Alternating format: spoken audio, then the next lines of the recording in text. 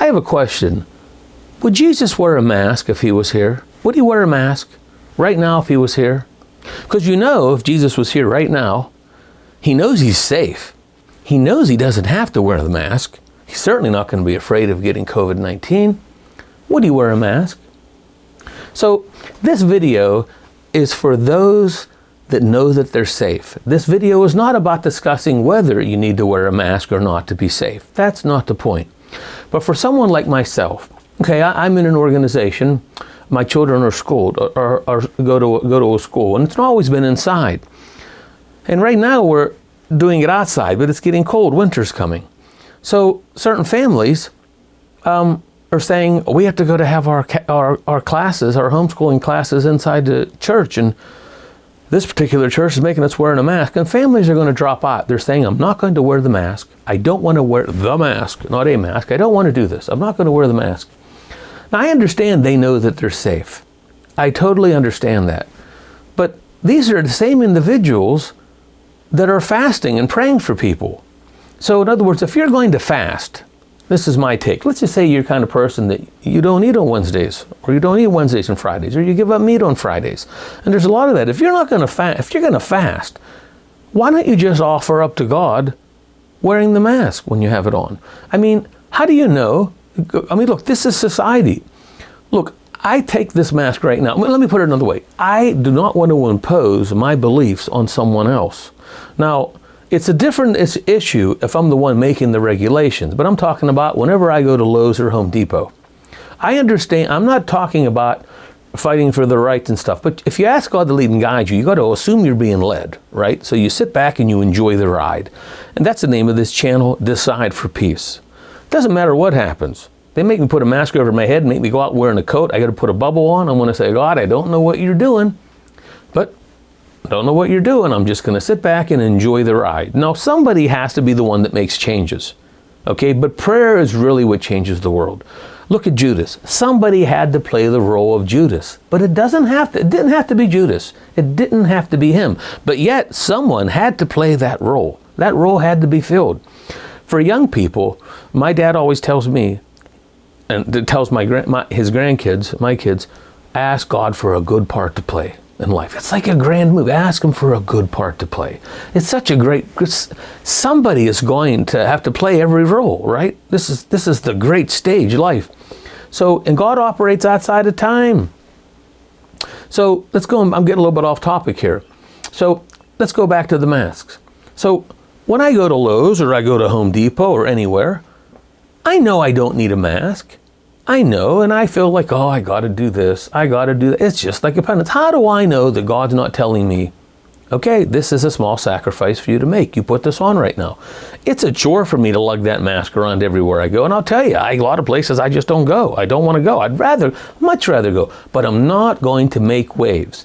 If you ask God to lead and guide you, which if you're watching this, you're probably one of the people that do. You ask God to lead and guide you. There's a couple things you have to do. The first one is obvious. You better not have your own plans, because if you ask God to lead and guide you, you're not just asking him for help with your plans, you're asking him to lead and guide you. So remember, you're not asking him to manage you. Managers help you do things correctly. So help me manage this house. If you want to be a house manager, you're going to say what needs done. You're not going to decide what I'm going to say. You're going to help manage how to do this. But if you're the leader of the house, you decide what to be done. So managers help you do things right, and leaders help you do the right things. When you're asking God to lead you, not manage you, you're asking him to lead you. So you can't have an idea what you want to have done and then ask God to lead and guide you. He's going to throw it out the window. He's going to lead you. It might be through some penance of wearing a mask. You might have to do some stuff like that. He's not asking us to do that much. And especially for the Catholics that know how much value there is to suffering. Your prayers for the people that persecute you, your prayers actually change them, right? When Jesus said, I've come not for peace, but for division, right? And he puts, father against, against son and mother against daughters. Notice he didn't cross them. He didn't say fathers against daughters. I always remind my daughters against that. And he didn't say mothers against fathers, right? So I understand, I have many Protestant friends, that, oh no, he meant because the word's going to divide, in the family you're going to divide. But it's more than that. Or he would have said those things that I said. It's more than that. Because when two people disagree, Whoever gives in the most wins the most graces for the other one, right? I think everybody will agree with that. So I'll give you an example. If tonight you ask God to bless everybody in the world, that's scenario one. And number two, you go to sleep tomorrow night and you say, bless everybody in my neighborhood. And then the third night you say, bless the neighbors, Jack and Barbara that live right next door and their beautiful daughter. You know that Jack and Barbara get a better blessing when you call them out by name. And Jack and Barbara get a little less blessing when you do the neighborhood, but they're also blessed when you say the whole world. And you know they get more of the one, but why? God's not a computer, right? More sacrifice, more of you. You have more skin in the game. More of you was put into it, right? So when you put your heart into it, so this is why you pray for your enemies. If you just pray for somebody and you don't know them, God says, what's it worth to you? What's it worth to you to help them? Pray for that person over there. What's it worth to you? He does all the work. Think of power steering mechanism on a car. Giant truck. You're driving down the road in a giant truck. What steers it? Not the steering wheel. The engine is what moves that big truck. You could never move the wheel with that thing, right? But a great steering mechanism, all you need is your pinky on the wheel, and you can turn that whole truck. This is your wheel, but the engine does the work. God does the work, but your will is the power steering mechanism. But you have to put some effort in. You put a little bit of effort in, right? Show that it's worth something. So when you pray for somebody as a Christian, what happens? That person turns against you usually. This is what I've come not for peace but for division is. And that's why he doesn't do that against mothers and fathers. He ain't going to put division between you two. That happens, but he may allow that to happen, but he doesn't ordain that. But he does ordain. He said he came for that division. That's what he came for. Right? I come not for peace but for division. So think about this. You're praying for the country. You want the country to be a better way. Now you have the country telling you have to wear something, a mask. Wear the mask. It empowers you to change, for God to change the country. I should have got that in a little quicker. I'll say it again. You're praying for your country, and God says, what's it worth to you? He gives you the small little thing to do with your pinky. Put the mask on. We're going to save we're going to do the country. And they are.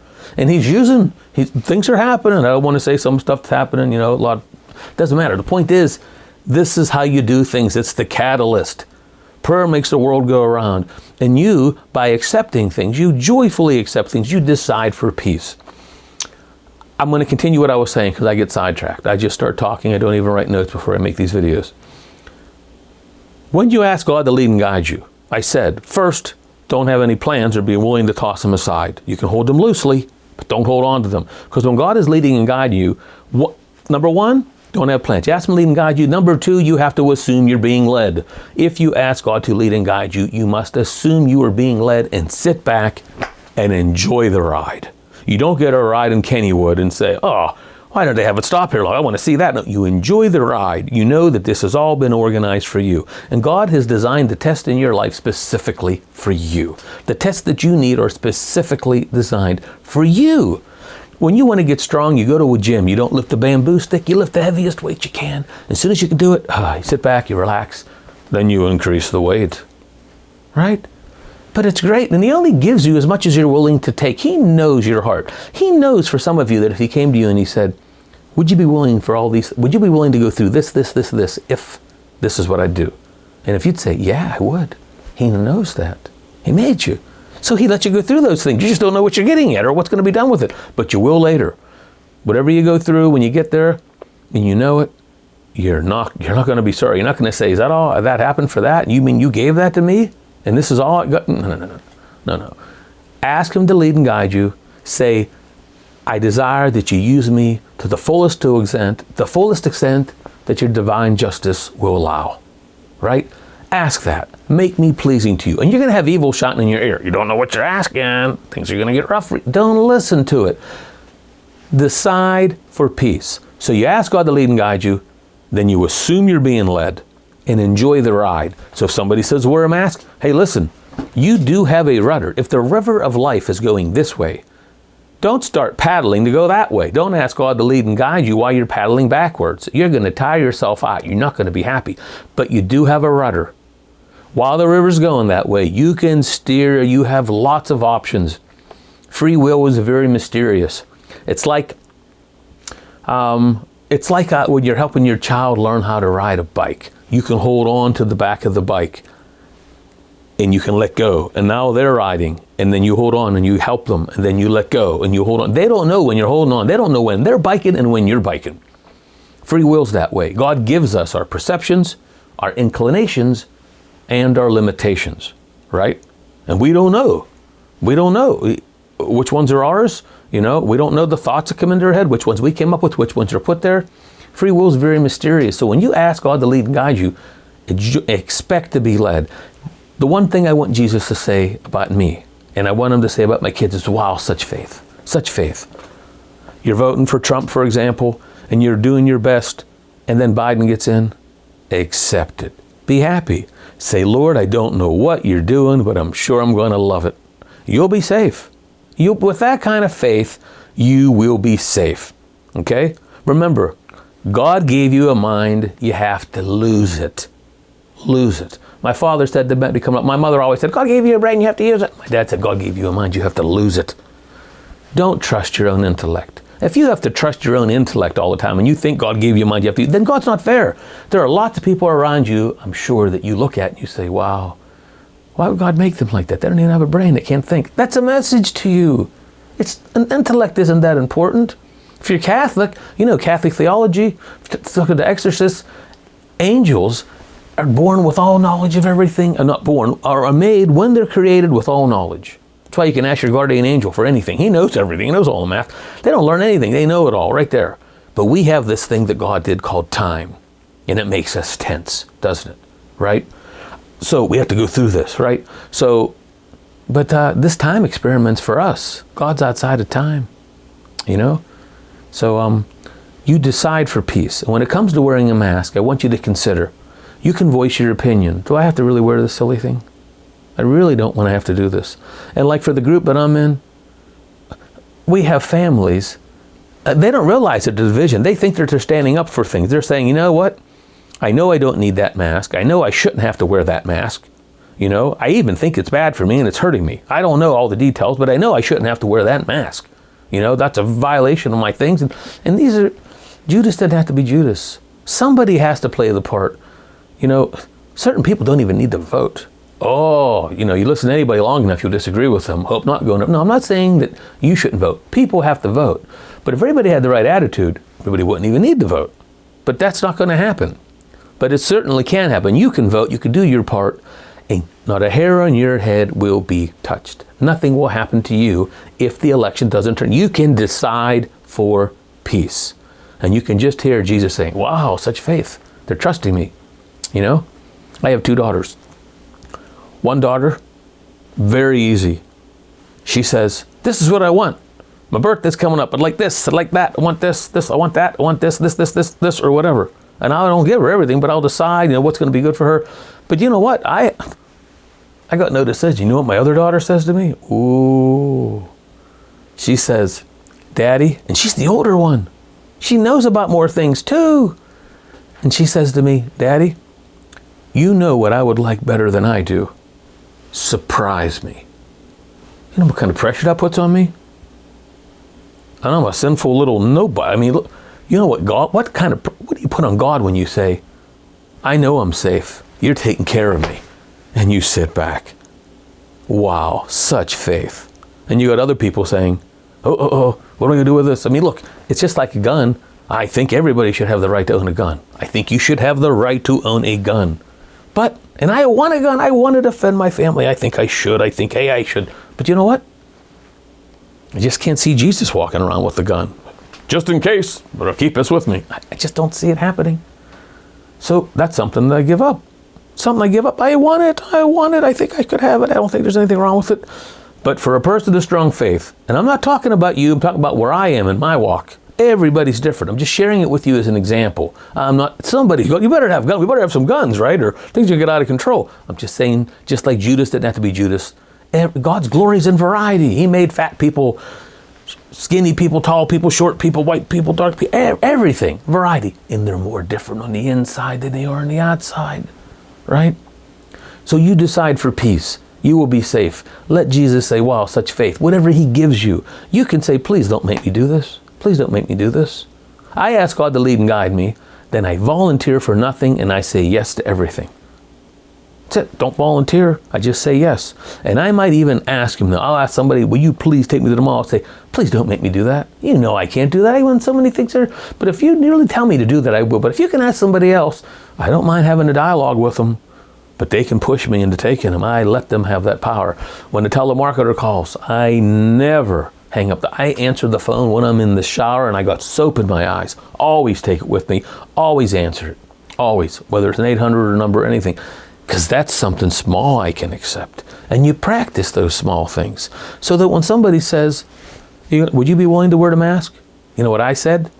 When they asked me the question, I said, I don't want to wear a mask. I don't like the mask.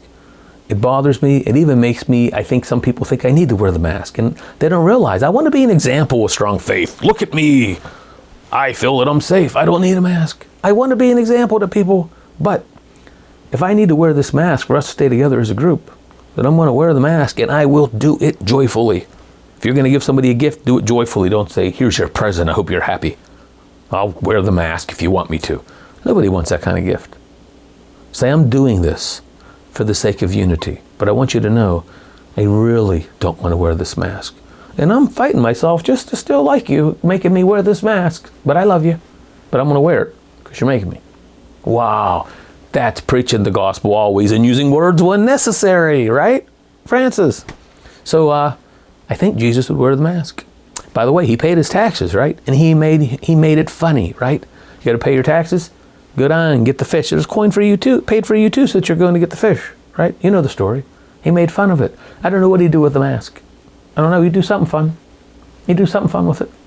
So, but yeah. So yeah, Jesus would wear the mask. He didn't fight, did he? He didn't fight that way. So I hope you enjoyed the video. So hopefully this test will go away soon.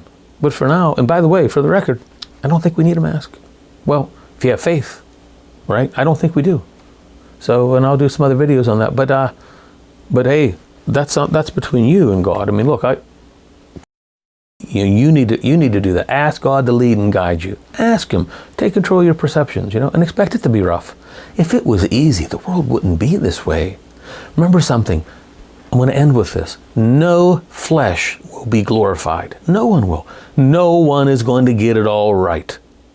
And when you see yourself in video or you hear yourself talking on a recording, you say, oh, is that what I really look like? Is that what I really sound like? Guess what?